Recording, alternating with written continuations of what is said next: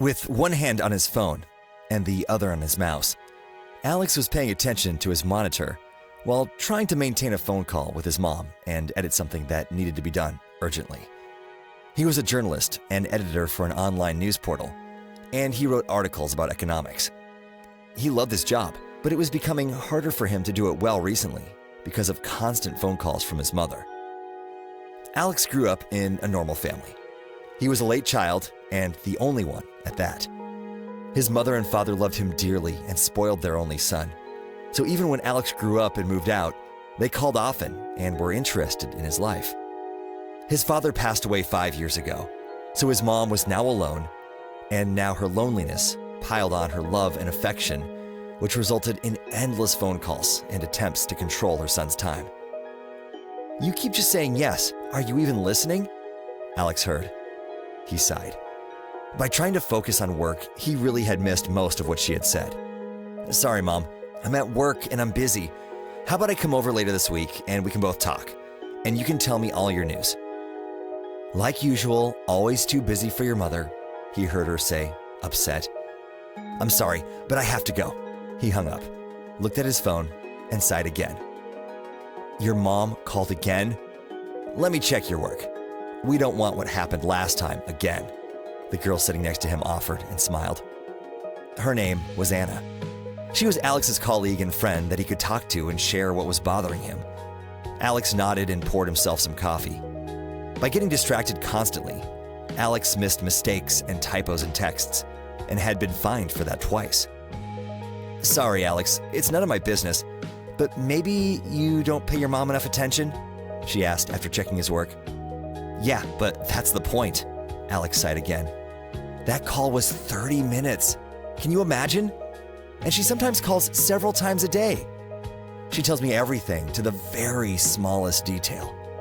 She wants us to discuss the weather, recipes, the neighbors.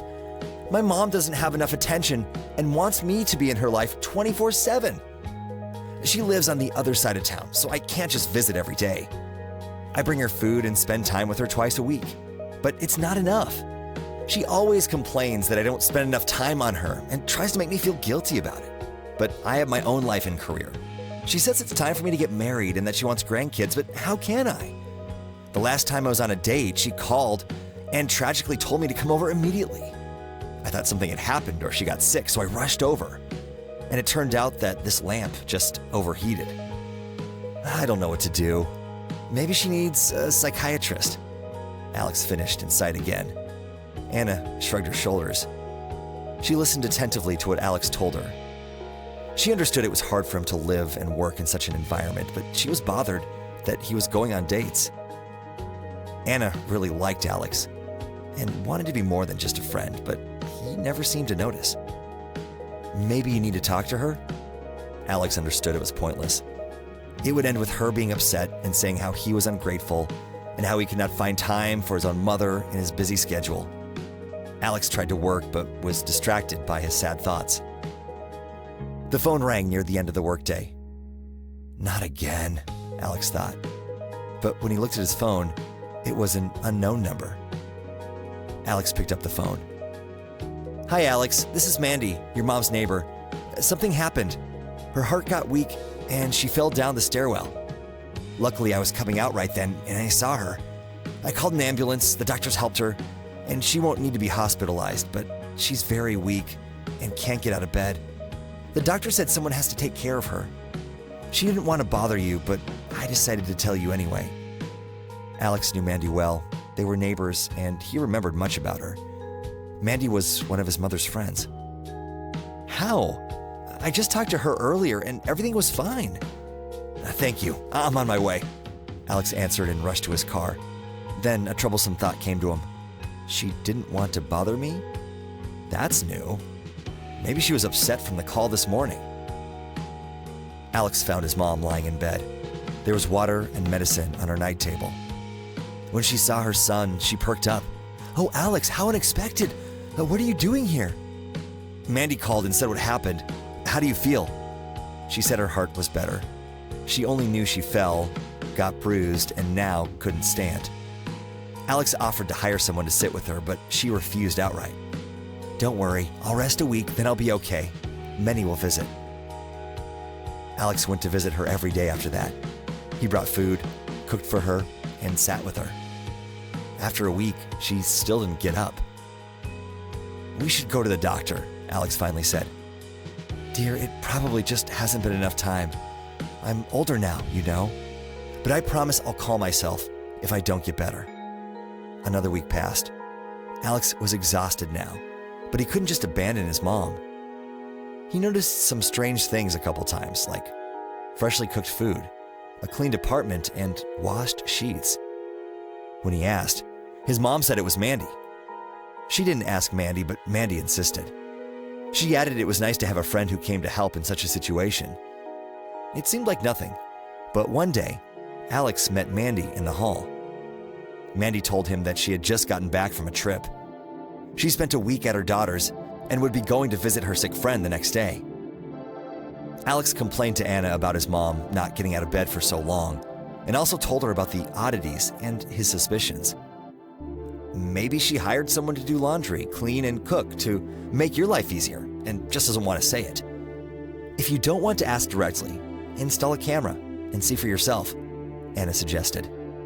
Alex declined at first, but he suddenly realized he didn't know how she got sick, what the doctor said, and why she was so calm about not being able to get up for 2 weeks. She had always been very careful with her health and gone to a doctor when necessary, and Mandy clearly didn't do the housework.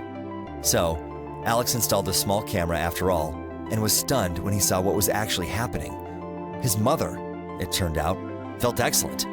She walked around calmly, worked around her house, cooked, cleaned, and did the laundry. And Mandy seemed to be in on the plan. She came over to drink tea and they chatted with lots of energy. Alex was furious. He didn't understand how his mom could do this. Anna soothed him and asked him to get himself together. She was still his mother and she loved him dearly. "I would probably give anything for there to be a person in my life who so loved me and wanted to be in my life," Anna added. Alex knew her parents abandoned her when she was young, and she was raised by her grandma, who also died early. After that, Alex calmed down a little, but went back to his mother's that evening for a serious conversation. Alex's mom admitted she didn't get sick, she didn't fall, and there was no ambulance. She made it up so he would be with her. Alex said he loved her and never forgot about her, but he had his own life, and there are boundaries she had no right to cross. He said he forgave her, but she needed to draw a line between her life and his, and that he wouldn't let her cross it anymore. The talk ended with tears and hugs. Everything improved afterwards. His mom no longer bothered him with endless calls and began spending more time with her friends, and Alex visited as much as he could. He came with someone one day. He brought Anna, his girlfriend, to meet his mom. "Nice to meet you, Miss Roberts. Alex told me much about you," Anna said, holding out her hand. "Really? All good, I hope," his mother smiled. "Of course," Anna smiled back and looked at Alex.